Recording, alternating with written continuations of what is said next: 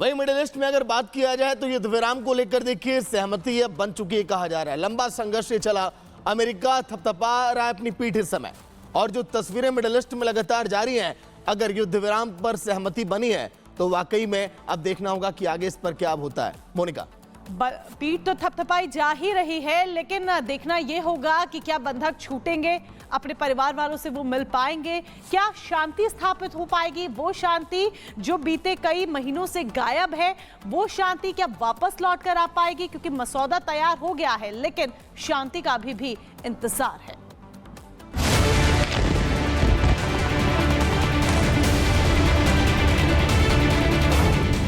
लंबे युद्ध के बाद अब युद्ध विराम, ये समय है जश्न का, शांति का।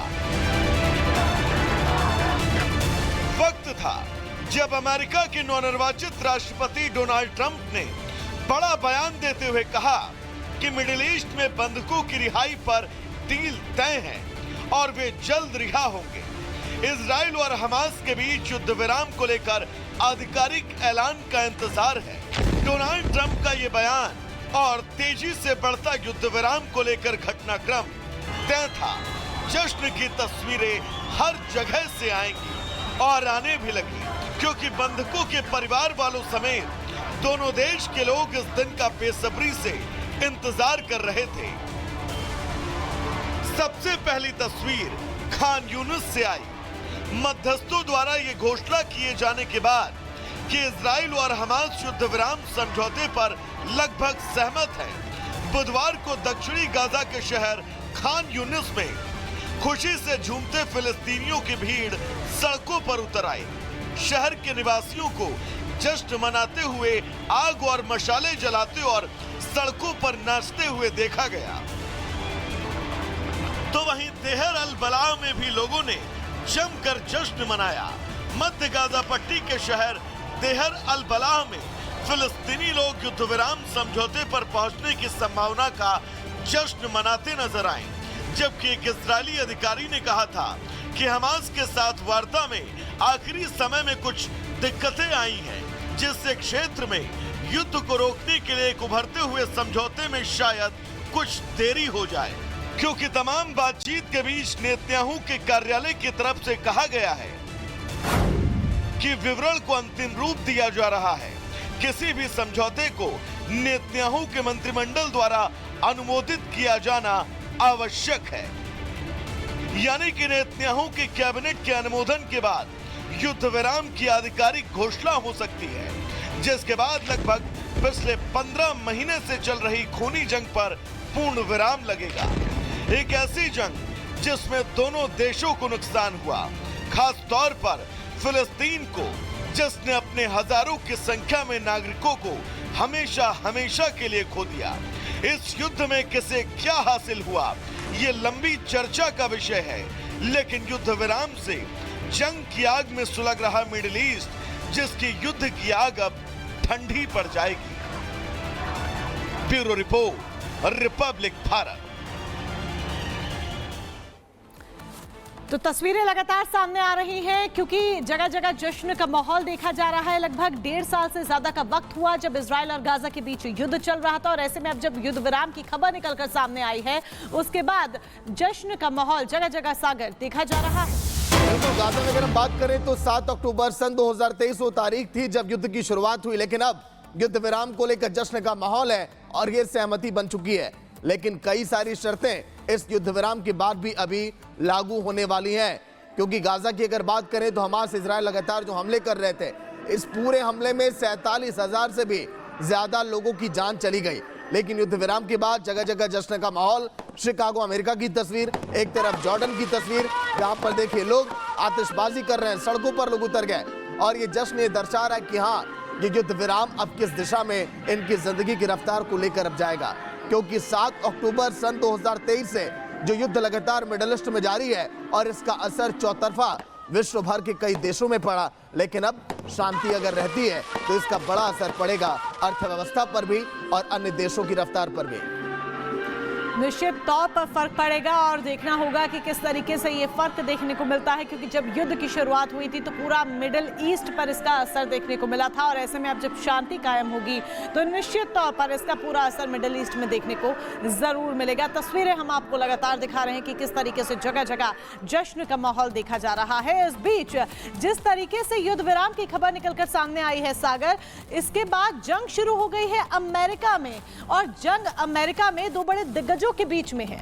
बिल्कुल, देखिए ये जो रेस है ये कोई सियासी नहीं है, ये जो रेस अमेरिका में चल रही है दो नेताओं के बीच, इसके मायने अब लोग कई तरह के निकालने लगे हैं।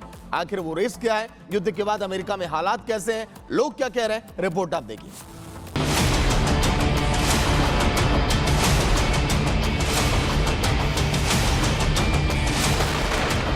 मिडिल ईस्ट में युद्ध विराम का शो शुरू हुई, क्रेडिट लेने की हो। जो बाइडेन और ट्रंप में नई दौड़।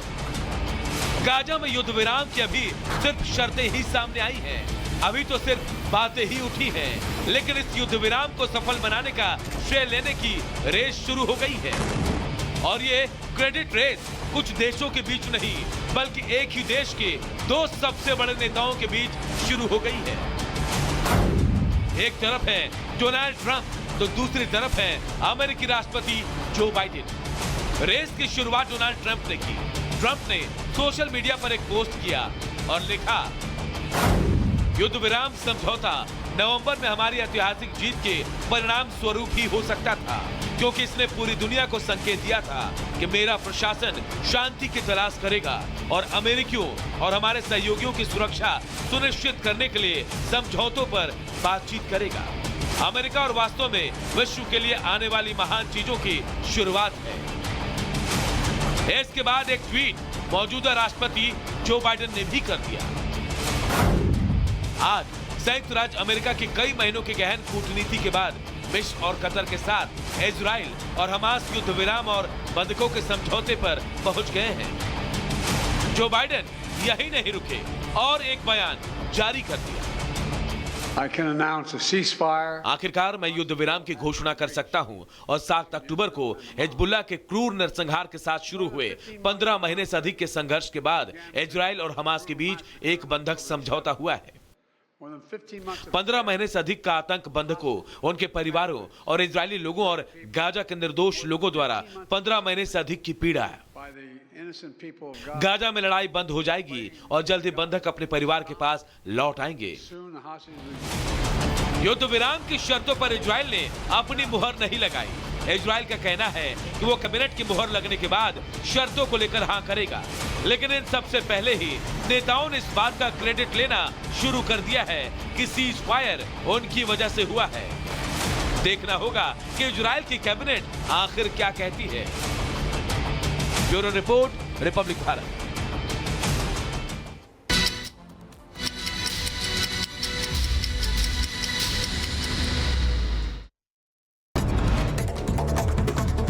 दो मिनट में भारत की शुरुआत करते हैं। उत्तर प्रदेश के मुरादाबाद से हैरान कर देने वाली तस्वीर सामने आई है। मामूली विवाद पर कार के बोनट पर युवक को बैठाकर दौड़ाई कार, कई किलोमीटर तक दौड़ाता रहा कार, वीडियो सामने।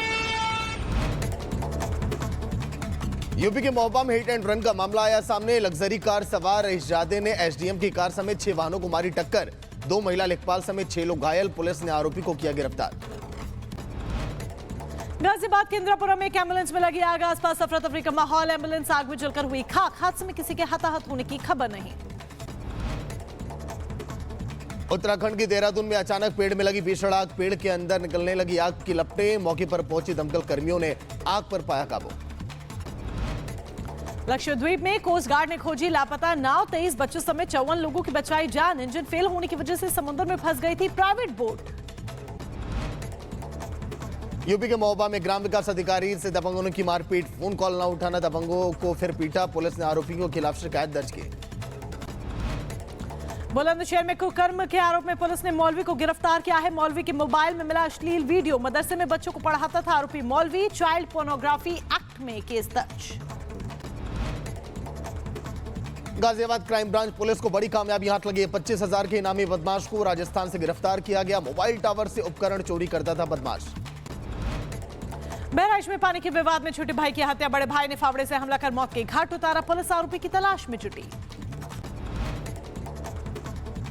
बॉर्डर पर नहीं थम रही पाकिस्तान की नापाक हरकत, पाकिस्तानी तस्करों ने अमृतसर सीमा पर ड्रोन से गिराई हेरोइन, बीएसएफ ने पाकिस्तानी ड्रोन को बरामद किया है। मेरठ के एक अस्पताल में इलाज के दौरान डॉक्टर्स ने महिला की निकाली किडनी, बुलंदशहर की रहने वाली महिला का आरोप, बुखार होने पर एडमिट हुई थी, 5 साल बाद जांच कराने पर पता चला। पुलिस ने शिकायत के बाद मेरठ के 6 डॉक्टर्स पर एफआईआर की दर्ज। यूपी के मथुरा में फर्जी मार्कशीट बनाने वाले गैंग का भंडाफोड़, सरगना समेत 5 गिरफ्तार, बड़ी संख्या में फर्जी मार्कशीट, टीसी, शैक्षिक प्रमाण पत्र और इलेक्ट्रॉनिक उपकरण भी बरामद किए गए। उधर उत्तर प्रदेश के शाहजहांपुर में चाइनीज मांझे के खिलाफ युवाओं ने अनोखा प्रदर्शन किया, हाथ में पतंग लेकर दुकानदारों और राहगीरों से चाइनीज मांझे से बचने की अपील की।